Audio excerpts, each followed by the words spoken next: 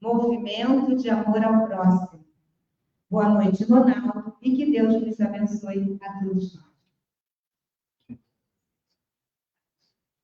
Boa noite a todos. Agradecemos mais uma vez por poder estarmos aqui aceitando o convite da Ricarda, da Luciana, de todos, para abordarmos o tema de hoje do Evangelho. Vamos à nossa prece inicial, agradecermos a Jesus por mais esta oportunidade, a Maria Madalena, Maria de Nazaré e aos Espíritos superiores que sempre nos orientam, nos induzem, para que possamos traduzir dentro do nosso conhecimento a mensagem da noite de hoje do Evangelho segundo o Espiritismo. Muito obrigado, Jesus, nosso querido, e assim seja.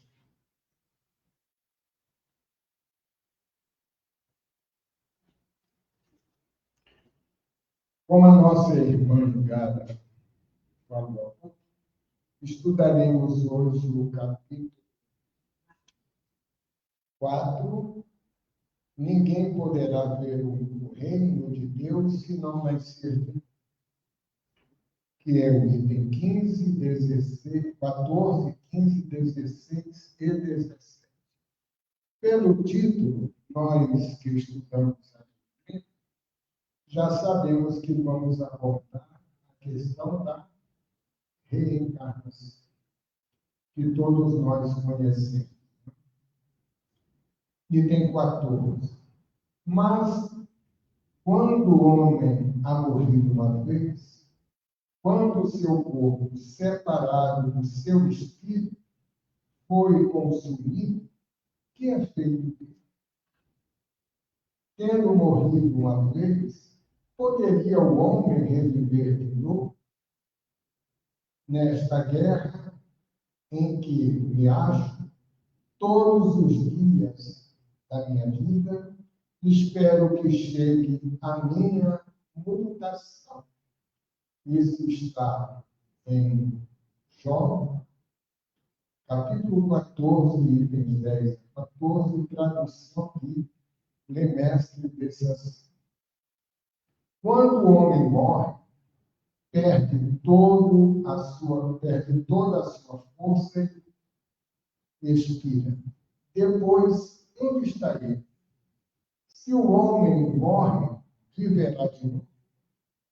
Esperarei todos os dias de meu combate, até que venha alguma mutação. Isso está na tradução protestante de Osterwald. As duas mensagens que abordam o mesmo tema, pontos de vista um pouco diferentes.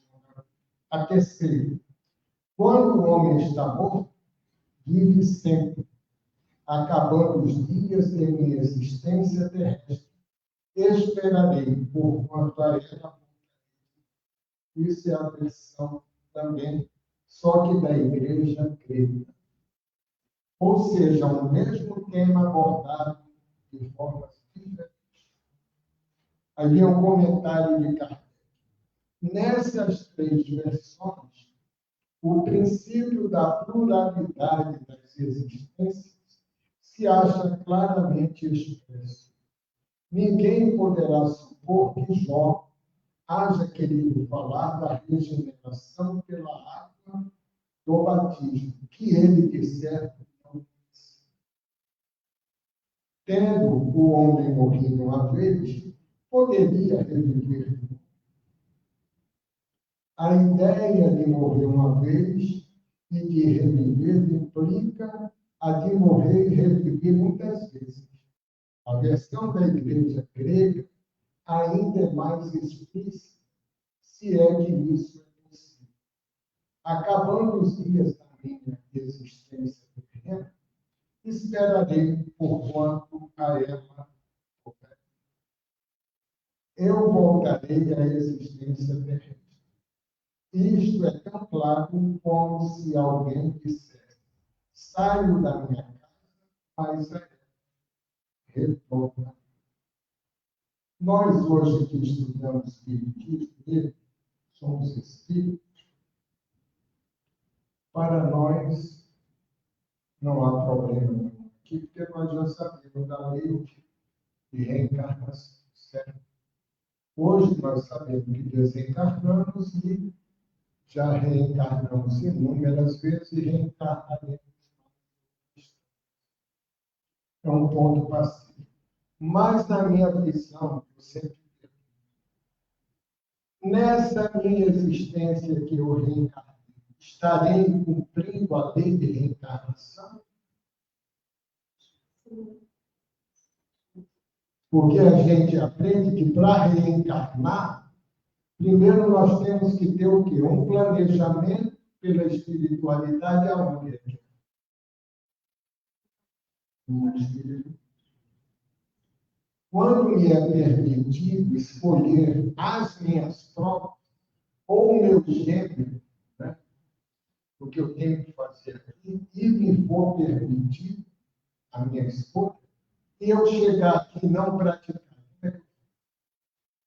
aí é a questão. Porque reencarnar, nós já sabemos, volta o espírito a um novo corpo. Sim, mas por que finalidade? Fazer guerra de novo, brigar com todo mundo, ficar de mau humor, estressado. E olha que eles nos orientam em tudo para que não repitamos os mesmos erros e equívocos do passado. Isso é sabermos usar o quê? O bom senso que nós falamos há pouco na nossa conversa. E olha que a espiritualidade, Jesus e tantos outros irmãos preparam tudo isso para cada um de nós. Muita curiosidade, muito trabalho. Aí nós chegamos aqui e não fazemos. Ah, mas eu esqueci. É uma bela desculpa. Esqueci. Mas, mais uma coisa eu sempre lembro. A minha ou os outros. A lei divina está registrada na nossa consciência. É só eu buscar na minha consciência onde estão a lei. Que a lei mais clara não matará. E o que é a humanidade? O bom senso não diz no nosso interior que não devemos matar, mas nós desobedecemos. E depois justificamos, mas eu não me lembrava. Alguém nós diz, olha, isso não está certo. E não há, pois, duvidar de que, sob o nome de ressurreição, o princípio da reencarnação era ponto de umas crenças fundamentais dos judeus, ponto que Jesus e os profetas confirmaram de modo formal, onde se segue que negar a reencarnação é negar as palavras do Cristo. E por que é que tem religiões que negam a reencarnação? Está negando o quê? As palavras de Jesus. Mas aí entra o que falamos aqui. É bom senso ou senso?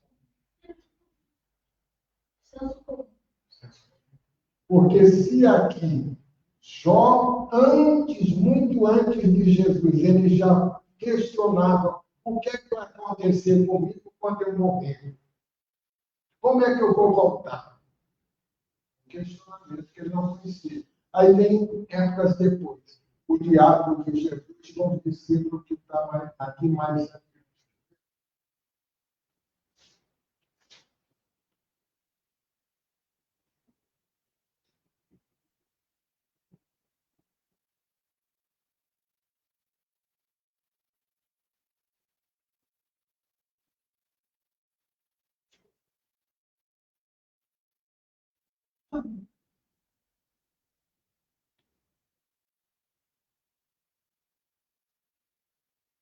Ora, desde o tempo de João Batista, Até o presente, o reino dos céus é tomado pela violência, e são os violentos que o arrebatam. Pois que assim o profetizaram todos os profetas até João. E também, se quiserdes compreender o que vos digo, ele mesmo é o Espírito. Olha Jesus conversando com os discípulos, dizendo, olha, João Batista era o Elias que havia. Então, se Jesus coloca isso nesta palavra, o que é que os próprios Jesus? Qual o motivo? A gente pode pensar, não vai chegar a um ponto, mas que algo está claro aqui, que o que Jesus coloca, inclusive antes, a conversa, o diálogo dele com Nicodemos, que prova a reencarnação, tem determinadas religiões que diz que a reencarnação não existe. E as pessoas, por não usarem o conceito, recorrem a essas religiões para conquistar o quê? As coisas do céu ou da terra. Não é isso? Pelo menos é o que eu sei. O que eu vejo, às vezes, alguns problemas para fazer a minha avaliação. Então, aqui no item, né, que é o 17, sem o princípio da preexistência da alma e da pluralidade das existências, são ininteligíveis, em sua maioria, as máximas do Evangelho, razão por que não dar lugar a tais contraditórias interpretações. Está nesse princípio a chave que lhes restituirá o sentido verdadeiro. Então, o que está aqui, que é o que nós estudamos, é para nós buscarmos o sentido verdadeiro do que Jesus veio. E que muita gente contradiz o que ele fala. É um direito nosso, né? Nós temos livre-arbítrio, mas temos que arcar com o quê? Com as consequências. E a doutrina espírita ela é muito que raça. Feito, não é o outro que vai pagar. Não culpe o obsessor, outras religiões culpam o demônio, e eu nunca faço nada. É muito cômodo para mim errar, não, mas eu fui influenciado pelos espíritos para fazer uma arte de Deus. Tudo bem, foi influenciado, mas a decisão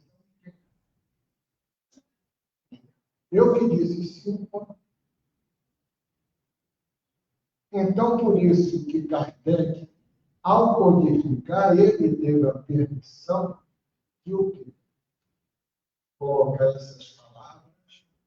A espiritualidade deu aval. Só pode publicar. Porque acima de todos estava Jesus, que nos prometeu outro Consolador, que falaria em seu nome tudo o que na época ele não explicou, porque a gente não teria condições de entender lá atrás o que ele ensinou. Hoje é sexta. Terça-feira eu assisti um documentário muito interessante, científico, sobre questões de satélites, que envolvem Terra e viagem pelo universo. Muitos cientistas que estão pesquisando todas as informações que esses satélites enviam, a maioria já chegou à seguinte conclusão.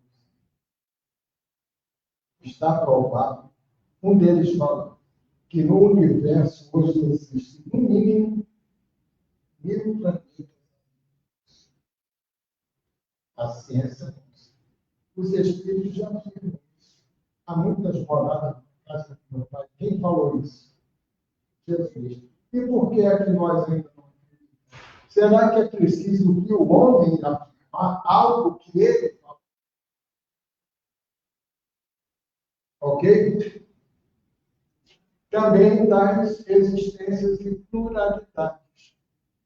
No dia que a ciência nossa entender a lei da reencarnação, eles vão tratar o paciente de uma forma. Eles vão ter o conhecimento que, querendo ou não, nós já temos. Quando vem alguém, por exemplo, aqui, vamos tomar o passe. Estamos ministrando o passe no nosso corpo e já preparando dentro do que está aqui para a futura encarnação. Quando estudamos, estamos nos preparando para que no futuro tenhamos um conhecimento melhor da doutrina espírita, de quem somos nós, do universo e diversas dimensões que nós ainda desconhecemos, inclusive questões materiais. Deixaremos de destruir as coisas e passaremos o que? A conservar as construções. Quando eu erguer um prédio de 200 andares, tenho que fazer de uma forma correta para que mate uma série de pessoas. Isso é o bom senso que falamos há pouco na conversa. Então, eu sempre gosto muito da forma como a doutrina nos dá, nos passa informação. Daí a importância que eu vejo do estudo da doutrina, seja que tipo for de estudo que fizer, para que a gente, ao passar informações para aqueles que vêm a casa, passemos uma informação, bom, não aquela informação. Eu acho. Outro dia, um rapaz chegou para mim e falou: eu devia estar no local em que seja, porque não tinha me visto. Eu quero que o senhor me dê uma orientação. Qual é a orientação? Ele tinha passado, ele é nordestino, como eu, um mês lá. E pela internet ele conheceu uma pessoa viúva, duas filhas. Então houve uma simpatia mútua. Mas aonde é que eu entro na história? Eu queria saber de mim, caso esse laço se estreite entre os dois, se ele seria feliz. Como é que eu vou responder? Deu para entender? Aí entra o bom senso. Eu falei: olha, me desculpe, mas eu não tenho esse poder de adivinhar. Eu não sei o meu, quanto mais dos outros. Você está gostando dela? Ela de você, sim. Você acha? Aí é você. Você acha que dará acidente? Para dizer o que você escuta da gente aqui nas palestras, vai depender de você. Não vou afirmar, né, que ele será. Que a gente diz: não, você será, e não é. Então, nós temos que estar um pouquinho preparados para uma série de questionamentos que virão a nós. Nós temos que ter o quê? O bom senso, se não o senso comum de dizer: não vai, será feliz por resto da vida. A doutrina não nos fala isso. Ela nos fala o quê? Para a gente oriente de uma forma objetiva, racional, e deixa a responsabilidade nas pessoas. Não que a gente se omita, não é se omitir. É dizer que nós, pelo menos, não temos a capacidade de adivinhar. Mas se adivinhasse, talvez eu estivesse materialmente melhor, porque a gente adivinha jogo da Mega Sena, e não é esse caso da o nosso questionamento e aprendizado estudarmos, aprendermos para ajudar a pessoa dentro do que os Espíritos nos mostram. É igual se alguém chega ao Ronaldo, qualquer um de nós. Eu sofro tanto, será que eu reencarnei? Quando eu pergunto, eu digo, o que é que você acha? Estamos no mundo de expiações e provas. Então, a primeira coisa que eu oriento, porque eu, quando entrei no Espírito para me tratar, eu achava que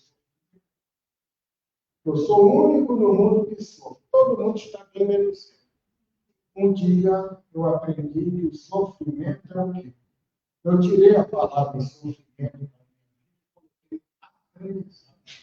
que eu descobri, estudando, que tudo que a gente passa hoje, algumas situações, é fruto da minha programação reencarnatória. E que nos foi dado tudo isso. Não um detalhe, eu estou falando aqui que fui programado para isso. Não, algumas questões dessa nossa existência foram programadas. Então, a gente tem sempre que estar, nos estarmos preparando, porque como a pessoa chega a nós, ele está falando com alguém, o médico também tem problema. Mas só a diferença é que o médico deixa a sua casa por algumas horas para ir na casa espírita servir povos. Sem aquele interesse de, eu vou servir porque eu quero ser beneficiado. É servir realmente depois, seguindo os ensinamentos do nosso mestre, que nos enviou o Consolador Prometido, e hoje estamos aqui abordando um tema que a Igreja, a Igreja tem as suas funções de cultura, escolhe um tema e manda a gente falar isso. A Igreja tem esse presente, não é o nosso. Ok, ela está dizendo que eu estou falando, não. Mas ela sabe que é brincadeira. Então, nós temos que ter sempre o bom senso, como diz aqui Kardec, palavra do caminho de Flamengo. Kardec foi o bom senso, porque tudo ele pegava, avaliava, entendia. Livro dos Espíritos, 1019. Tá? Introdução. Conclusão. Tudo, quando ele codificou o primeiro livro, ele tinha que ter o bom senso de perguntar aos espíritos superiores: o que é Deus? E vou ter a resposta. Depois que ele montou todo o primeiro livro, a espiritualidade já falou: pode lançar. Estou usando minhas palavras. Pode lançar o livro. Ele assim. Lançou dia 18 de abril de 1856.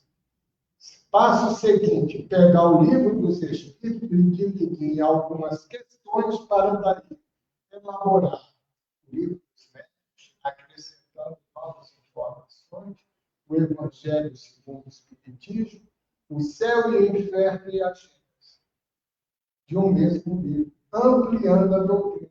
E tudo que não veio na doutrina, ele tirar depois. Aí veio André Luiz, Emmanuel, Joana de Anjos e tantos outros espíritos, acrescentando o que na época nós ainda não tínhamos capacidade de entender, como hoje muitas coisas ainda. Então, para nós termos o bom senso de tudo que viemos falar sobre reencarnação, quem puder estudar nas suas casas, porque é um tema amplo, ali nós abordamos 4 ou 5 questões. 4 questões sobre reencarnação, sobre o capítulo que nós temos, capítulo 4. Tirando todas aquelas perguntas, Quantos livros já foram editados sobre reencarnação? Então, na minha visão, é importante nós estudarmos, vamos conhecer tudo, não, mas tudo que a gente estudava em nós.